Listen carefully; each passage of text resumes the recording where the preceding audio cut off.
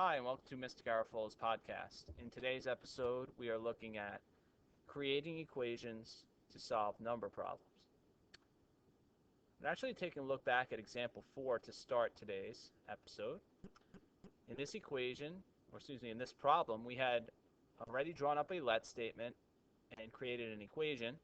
The equation we had set up was 2 times x plus 7 is equal to 4x minus 22. Let's go back and see where we got that from. If you look at the green highlighting here, we had twice the larger, 2 times the larger. The larger number is represented by this binomial expression x plus 7. And then or equals 22 less than 4 times the smaller, which is where we got 4x minus 22. But the point was brought up in class was that shouldn't we put the minus 22, wouldn't it make more sense to have put it on this side, since the larger is less than 4 times the smaller. So let's think about that for a moment. Okay, what this says here is that this number here, whatever this quantity is, right? If we put a number in for x, say 10. 10 plus 7 would be 17 times 2 is 34.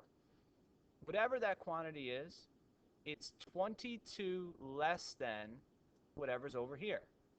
So this actually has a smaller value than what's on this side. So if we were to think of it like as a scale, right?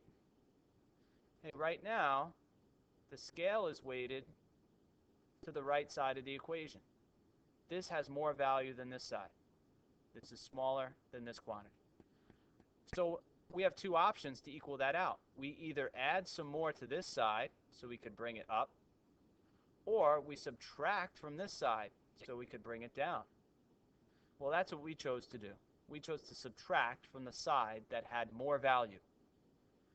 We could have added it to the side that had less value, and it would mean the same thing. So just a visual there and a little understanding about why this actually goes on the right side.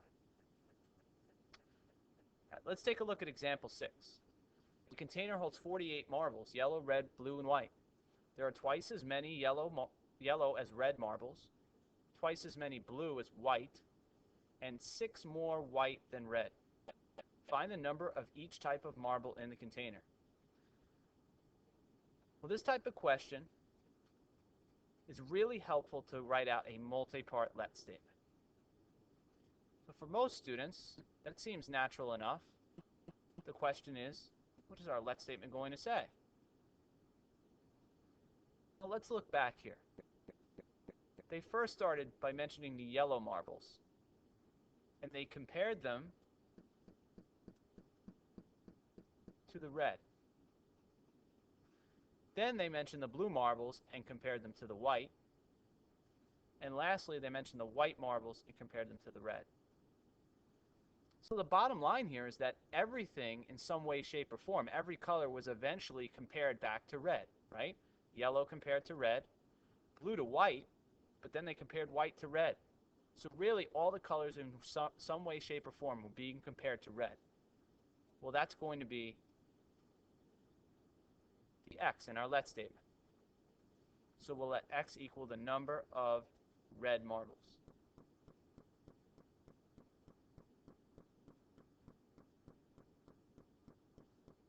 And then we're going to build the other parts of our let statement based off the comparisons.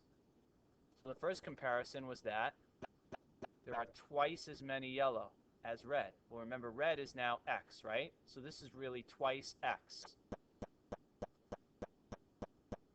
So 2x equals the number of yellow.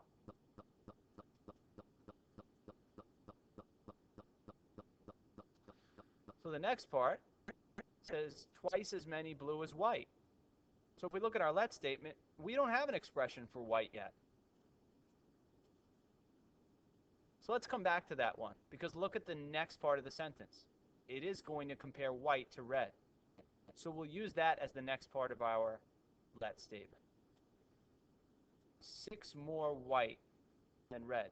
So in other words, 6 more than x. That would be x plus 6 would give the number of white. or be the expression for the number of white. Well, now that we have an expression for the number of white, we can go back and compare blue to white. Twice as many blue as white. Well, remember, white is the expression x plus 6. Twice as many would be 2 times that quantity. So the expression 2 times x plus 6 would represent the number of blue.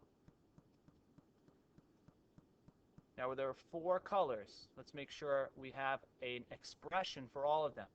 Red, yellow, white, blue. Red, yellow, white, and blue. So we have an expression for each type that we're asked to find. And then we'll go all the way back and see that the container holds a total of 48 marbles. So if we sum all these marbles together, if we add them all up, we would get a total of 48. So we're going to create an equation now that would model this. X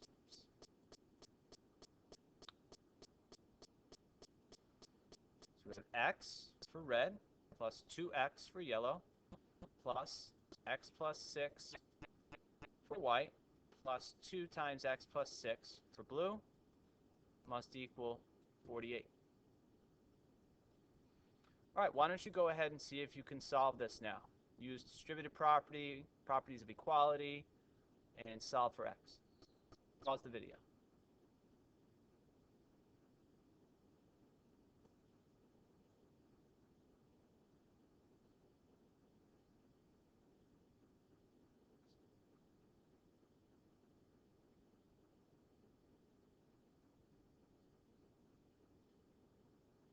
Did you get x equals 5? Well, if you did, we had the value of the red marbles. So now we go back in our let statement. X was 5, so there must have been 5 red. 2 times 5 would give the number of yellow. That would be 10. 5 plus 6 would give the number of white. That would be 11. And 2 times 5 plus 6 would be 2 times 11, or 22. So there were 5 red, 10 yellow, 11 white, 22 blue. So as you can see, there are major benefits to using a let statement problem like this. Write an expression for each part that you're looking to solve for or find. You can refer back to them at the end of the problem. Otherwise, once you get your solution, it's very easy to forget what that solution represents. In this case, it represented red marbles, but would you have remembered the comparisons for all the other colors? Perhaps, but with the let statement, there's no missing it. Well, I hope that this was helpful. For your homework problem number 10, you're going to have to set up a let statement like example 6 here, where it's going to be multiple parts. Remember, look for the quantity that they're comparing each of the person ages to, or look for the person that everyone is being compared to in that age problem. Good luck, and I'll see you in class.